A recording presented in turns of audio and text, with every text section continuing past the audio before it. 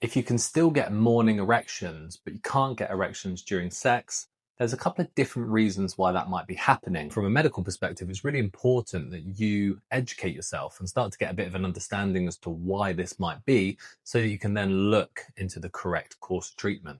So what I'm going to do today is just give you a bit of an explanation as to what the kind of common causes are of this type of problem. Okay, so you're still getting erections in the morning, but you can't sustain them during sex. What might be causing it, what the treatment options are so that you can actually do something about it. And then I'll tell you a little bit about how we help our patients with this exact problem too. So firstly, my name's Luke. I'm the lead practitioner and clinic owner at Body Zest and Men's Room Shockwave. And I help a lot of guys with erectile dysfunction, pelvic floor issues, and lots of different stuff like that.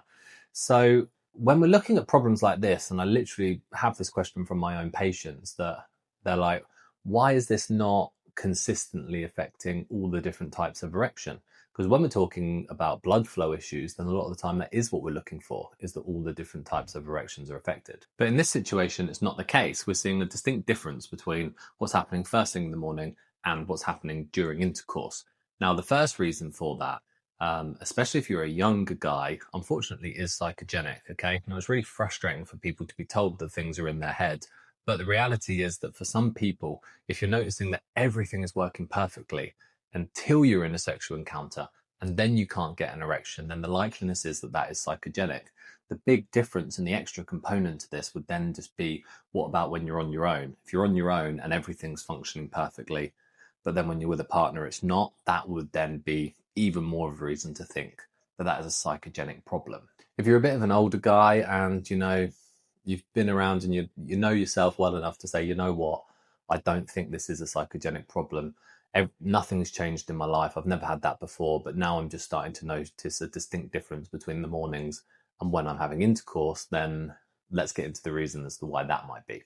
So if you're over 40 and that's the case, then we have to start thinking about a potential blood vessel related issue, okay? Now, vascular ED often will present that people will start to notice a reduction in their ability to sustain an erection before they notice all of their erections reducing in hardness. That's the bit that it progresses to, but the start is quite often just a reduction in their sustain time. And when sustain time is reduced, you'll notice it way more when you're with your partner than in the morning, okay? People wake up in the morning, they have an erection, and actually they kind of just want it to go down because, they need to get up, be around, kids might be around, okay? So we're not hoping for that to sustain. But when with a partner, we're wanting that to happen. And when it doesn't, then that is considered like a problematic sexual situation. So the reality is that the issue with sustained time is all to do with your vascular capacity. Your blood vessels need to be able to stay open for a good amount of time. And there's a whole system in place to try and prevent the blood backflow from occurring. And if blood essentially goes into the penis and then comes back into the body, then that is the definition of you going soft. If that's the case, then it could well be to do with blood vessels, and then you need to be thinking more about a vascular problem and less about a psychogenic one. So the way that we help our patients with this, and I'm going to put a couple of the feedback forms on the screen so you can actually see, is that we help people with the blood vessel capacity with something called shockwave therapy.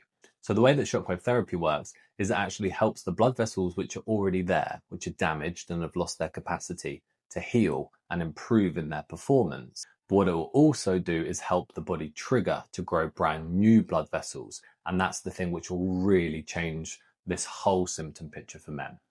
Because brand new blood vessels essentially means that all that blood flow can get into there and stay there. And if we combine that with good pelvic floor exercises and things like that, then people get really good long-term outcomes. Shockwave therapy is safe, it can't do any harm, it's non-invasive, and it has a very, very high success rate. So if you've been looking into this for a little while, feel free to pop over to our website.